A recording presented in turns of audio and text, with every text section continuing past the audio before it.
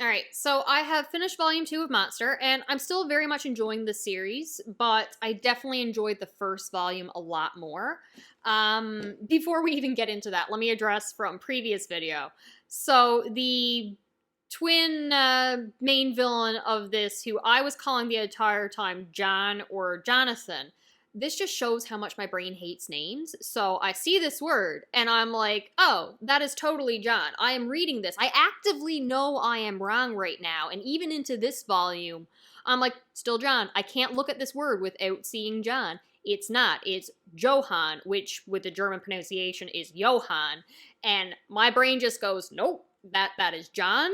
Clearly it means Jonathan. So if I at any point continue to call him John, Jonathan, instead of Johann, I apologize, but I quite literally can't see it as anything else. I need to write down the two names side by side to be like, oh yeah, there is a difference, isn't there? I cannot explain my brain. Overall, I still am greatly enjoying the series. I'm liking the new characters introduced. I'm not quite sure how I feel about the plot, where I think it's headed.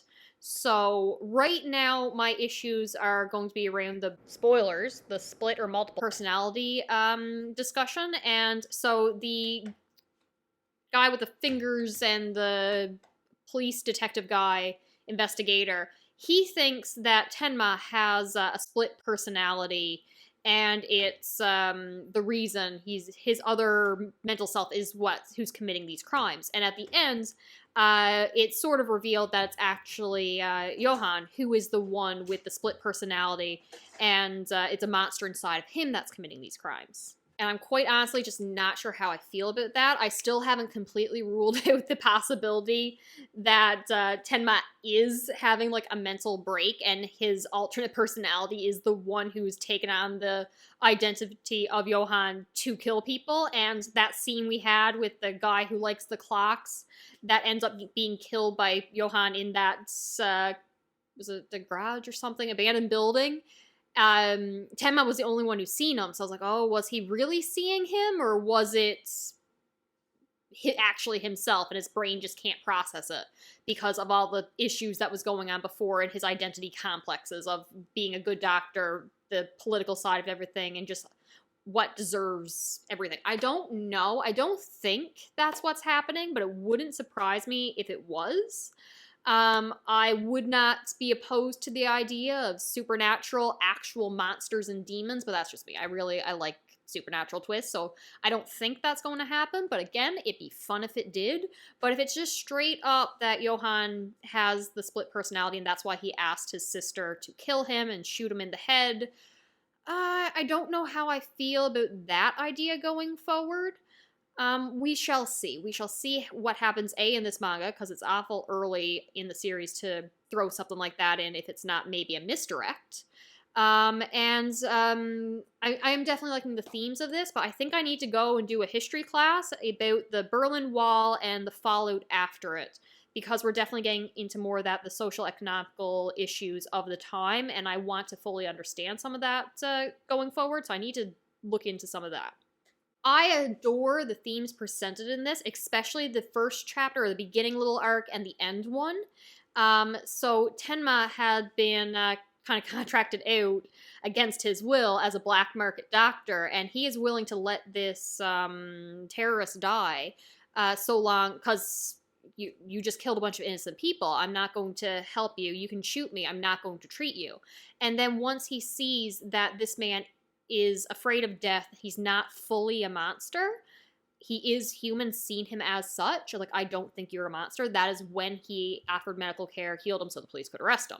And then we cut to the end of the manga, and it's Nina, and she's in this coffee shop talking to this older gentleman who ended up being a assassin previously, and she had initially hunted him down for him to train her about how to be able to kill somebody, because now she has to kill her own brother, and like, how do you do that? But she ended up not asking for help, the whole thing.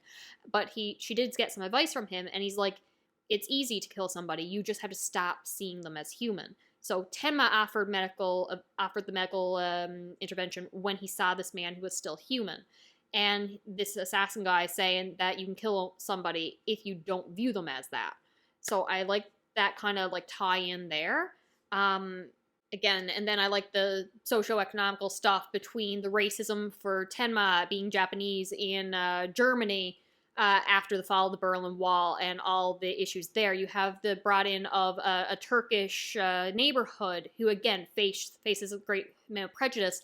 But then we can also think back of in the first couple chapters when it was a Turkish woman who pretty much sent Tenma on this path saying, you let my husband die. Why didn't you help him? He was here first, but instead you went and treat this more important person rather than me. And in this one, Tenma, rather than going off to hunt and pursue Johan, he ended up going back to help this Turkish community. So I like all these little tie-ins that are happening throughout the chapters, and I'm excited to see what happens going forward. Now, I was also really expecting to hate Dieter. I'm going with Dieter, correct me if I'm wrong, the kid, just cause child characters, they can drive me a little crazy. But this one I'm actually really, really enjoying. We'll talk about him as I go through a little bit more of the plot points, but I'm really enjoying his character and where he's the journey he's going through, and I can see him being like a tie for Tenma, tying Tenma to his own humanity. So if he ever goes like a step too far, he starts to lose himself, he starts to become like a monster he's hunting, Dieter can be that link to humanity that brings him back, promising him a better day, a better tomorrow, but you can't lose sight of your humanity and the will to do good in this world. I'm even liking the weasel guy, Otto. He's being a comically refreshing kind of character to have just scooting around the background. I don't know where his loyalties are going to be lying. Yes, I do. They lie with himself and making money.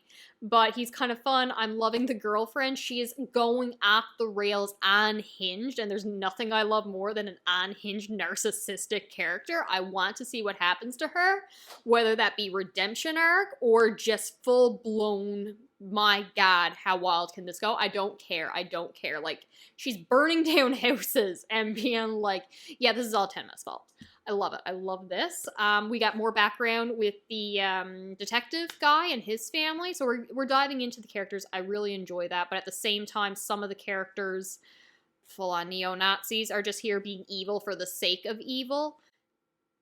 Which you need that in a villain sometimes. And then, what else was I going to say? This is a criticism I was having. So Johan was depicted as this like master manipulator. He's so charismatic that he can get people to do whatever he wants, and I guess a little bit of blackmail doesn't hurt. But I remember reading about how to like develop characters or watching a video or something like that, and they were talking about how to properly like manipulate somebody and have your characters really come across as a presence that can get someone on their side and do what they want to do. It's not to convince people that they are actually on your character's side and they have the same interests. It's for the character doing the manipulating to convince other people that the way to get what they ultimately want is through helping them and their goals. And just that's how you bring them to their side, by convincing them that their dreams can be achieved through helping him.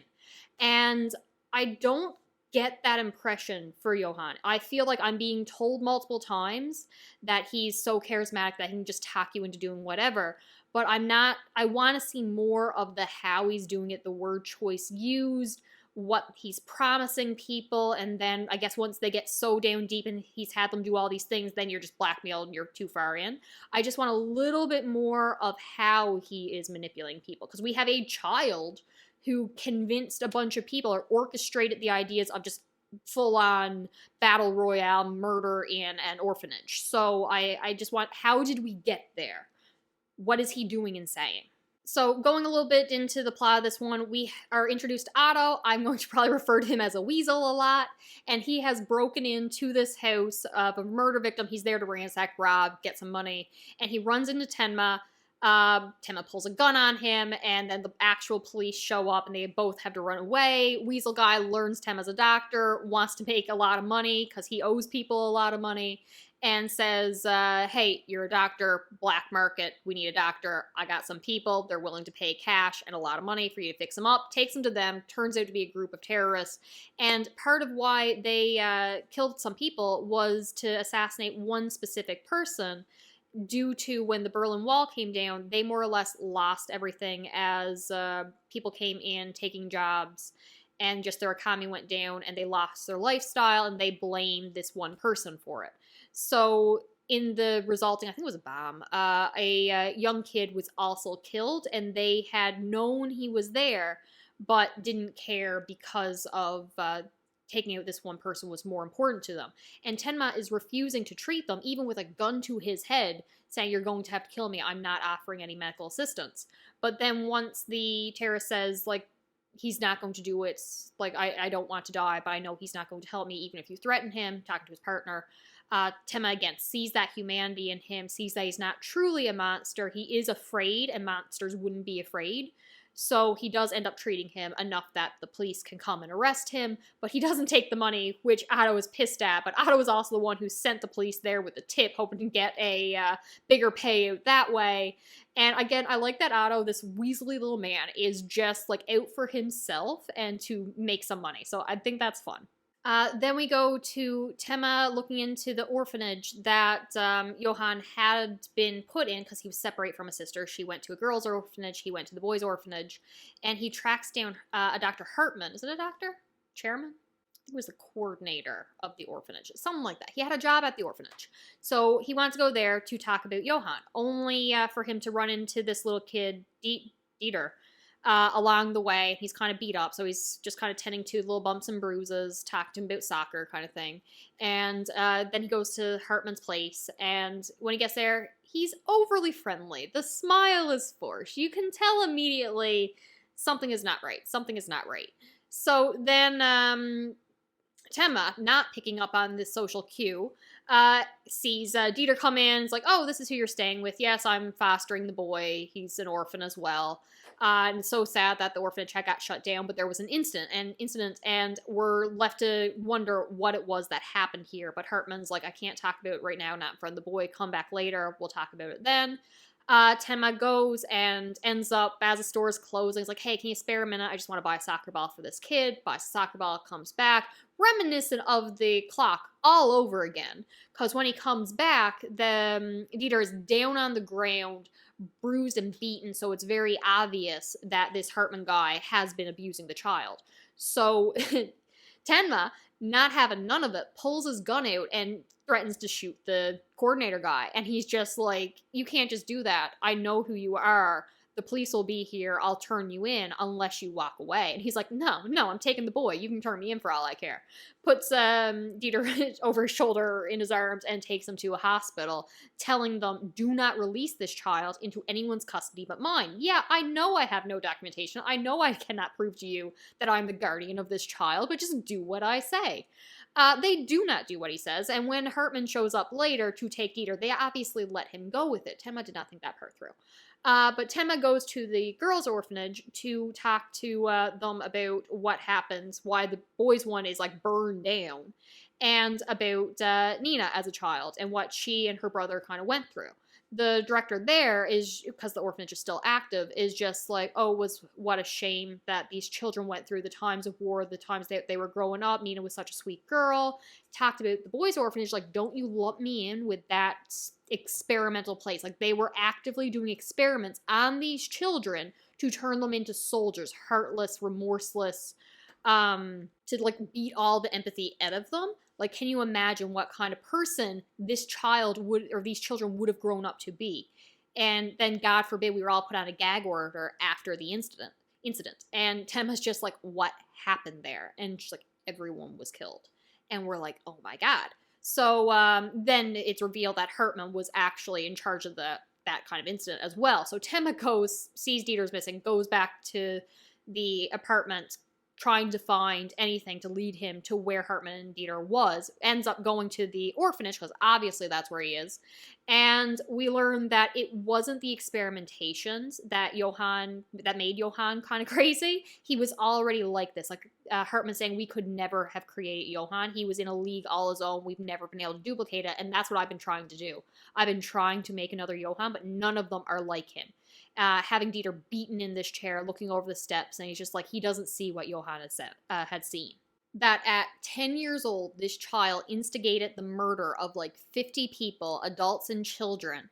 And when Hartman had said, like, how did you do this? What were you thinking? Like, how did this come about, Johann looks at him and is just like, whenever people are in a group, hatred will emerge. And then he just tosses an oil-soaked rag into the fire. It's just like, I was just fueling it on. So he just orchestrated it, what he knew was already there, and burned the place down with people in it, I would imagine, as they were already killing each other. Like, this man was born a psychopath, and we still don't know what made him that way, or if he was literally just born it, or if we had supernatural forces, or if it's split personality, or what is going on.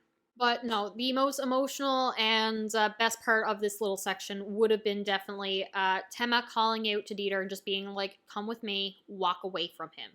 And Hartman is just like, he won't leave me. I've beaten him into submission. He knows I'm the only one who can protect him from this dark world. It's a terrible place. He's not going to go to you.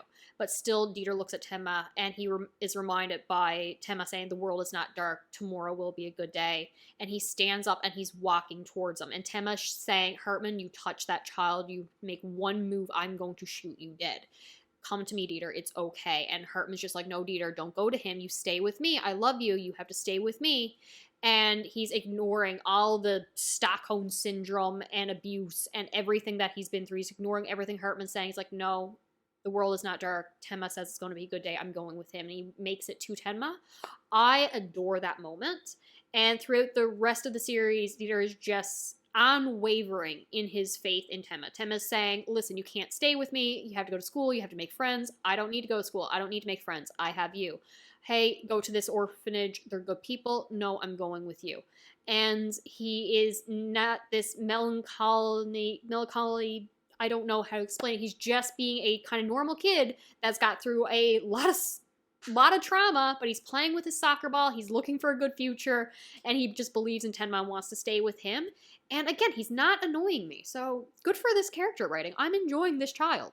I'm interested to see where his story goes, and again, I'm leaning towards, at some point in the series, he's going to have to look at Tenma as like, no, tomorrow will be a good day. You have to get through this. Stay with me, and just be that link to humanity, as Tenma is probably going to spiral in his hunt for a monster.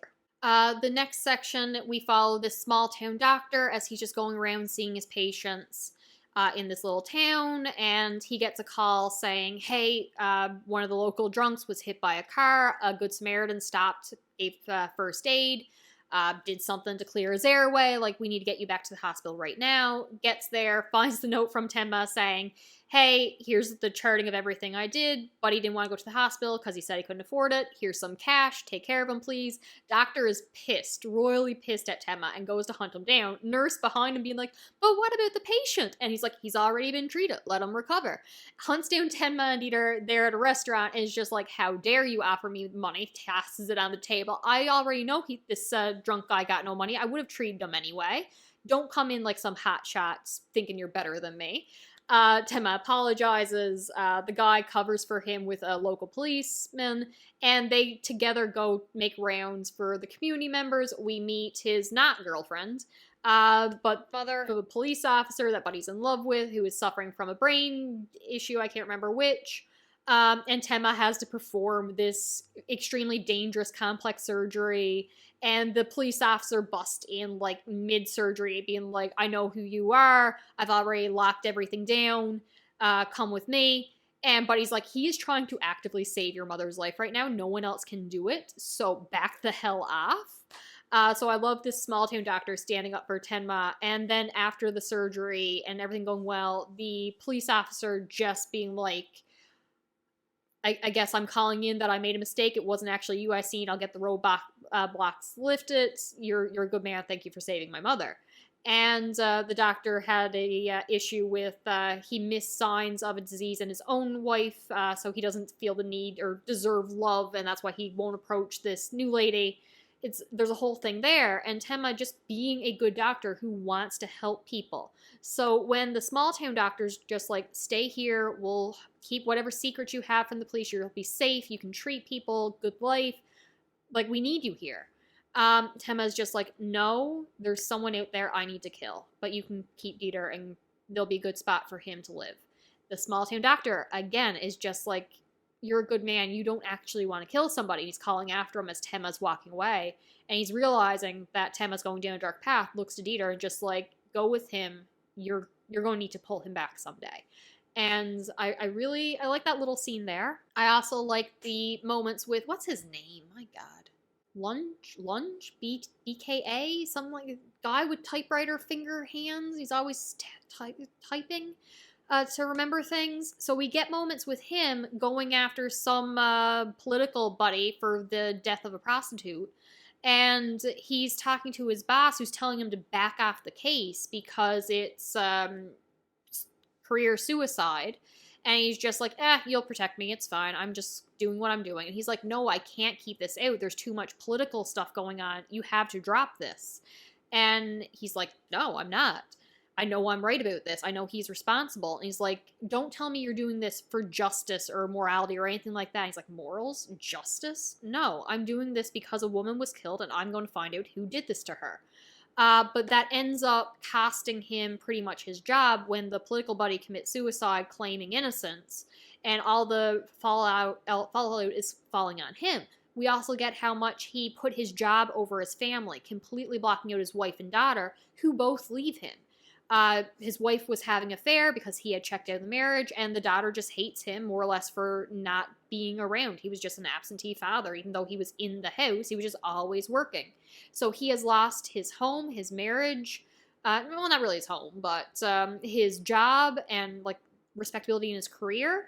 But then Temma's crazy ex-girlfriend shows up and is just like, why haven't you found Temma yet? It's like, well, I guess I have a new focus to pursue. I believe that he has split multiple personalities, but we'll bring him in. And that we also go into her craziness. So she my God, this woman is crazy.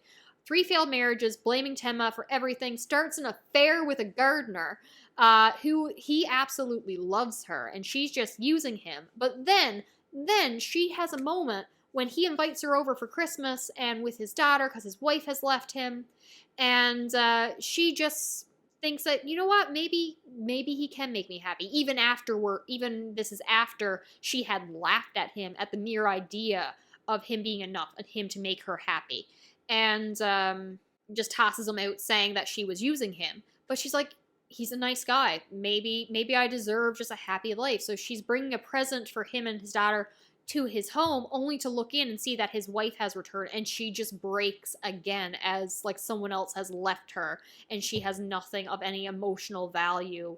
So she goes home and torches her mansion, burns it to the ground as she goes to the BKA agent person to hunt Temma, because again, she is blaming him for everything. I love how chaotic this woman is. The final section is Nina in disguise as a prostitute, looking for the, I guess, pimp in charge called Baby or something like that. And she's doing this to try to get close to Johann to track him down. And Temma and Dieter are going through. They have a run-in with some racist Germans because he's Japanese and has to threaten them. And then we go to the Turkish community and there's a woman there who's babysitting because his mother is gone off and is missing. And then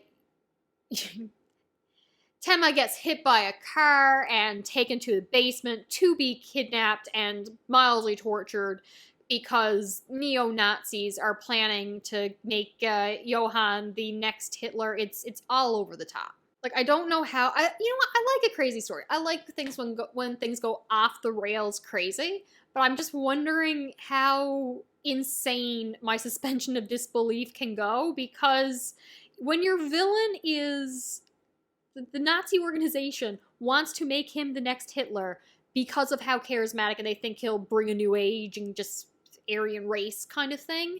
Like, that's over the top evil crazy.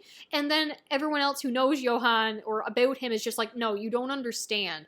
He's too crazy even for that. He doesn't want the extermination of like a race. He wants the extermination of the human race. So he himself is the last man standing in the world.